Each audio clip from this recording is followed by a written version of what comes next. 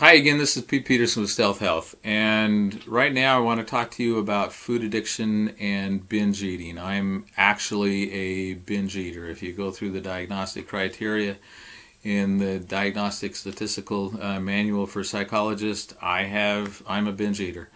And was addicted and still am addicted to food. You might say that I'm a recovering food addict. And because of that, I have to be very, very careful about what I eat and how I eat, when I eat, a number of different things. And I'm doing this video for people with food addictions or people who might be binge eaters specifically. It's a really tough addiction. It's different than almost any other kind of addiction, and I would say it's different than any other kind of addiction. You can be addicted to alcohol and stop drinking alcohol and live a happy, productive life, and everything's great. You're still a recovering alcoholic, and you still have to struggle with that, and you have to still be careful, just like somebody with a food addiction does.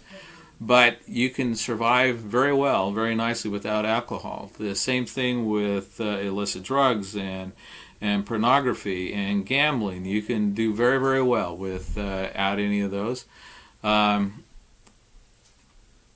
Even shopping, you can get somebody else to do shopping for you, but you have to take in nutrition somehow. And because of that, a food addiction and binge eating are very different and very special situations, and you have to do things quite a bit differently. As I was losing, as a lot of you know, I was morbidly obese for over 30 years, obese for most of my life, and as I was losing the 115 pounds, I about half the time drank a shake that I've mentioned elsewhere in one of these videos that I call the weight loss miracle shake for really specific reasons. And then about half the time I would eat something else for breakfast. For lunch I would have a very large lunch, and my breakfast, including the shake, was huge. And for lunch would be a large lunch. Lots of times it would be a homemade bean and brown rice burrito, or it would be a stir fry. Not a lot of calories, but a lot of food and a lot of nutrition. And then for dinner, something very, very small, and sometimes only an herbal tea for dinner even. After I lost the weight, I realized that what I was doing was not something that I could maintain for the rest of my life, because it was so difficult to not eat in the evening if I started. And there's one person in one of my diabetes prevention classes who has lost over 100 pounds, and she was recently talking about in one of the classes how she's very, very similar. If she starts to eat something, she can't stop. And I'm the same way. If I start to eat in the evening, I have a very, very tough time stopping eating. And so because of that, I've had to adjust my plan, and I just don't eat in the evening. Most of the time. Occasionally I do, but most of the time I don't. And there are very special times when I will eat in the evening, and I have special plans to set that up. And this is called intermittent fasting. And it is something that I do, and is actually can be very healthy. Now, when I first started losing weight and had diabetes, was on medication for diabetes, there's no way that I could have done that at that time. I had a lot of issues with my blood sugar levels and different things, but because of the way I eat, because I eat a lot of very, very complex carbs, and most of the time I eat extremely healthy, I can do that, and that's allowed me to maintain the weight loss. Now, a little bit later on in one of these other videos, I will talk about changing habits, and also changing what cues mean to you, and that's something that I've done. Things that in the past were really strong cues to tell me to eat something have really changed. I've been able to change my reaction and my response to those cues, and you can too, and we'll talk about that a little bit.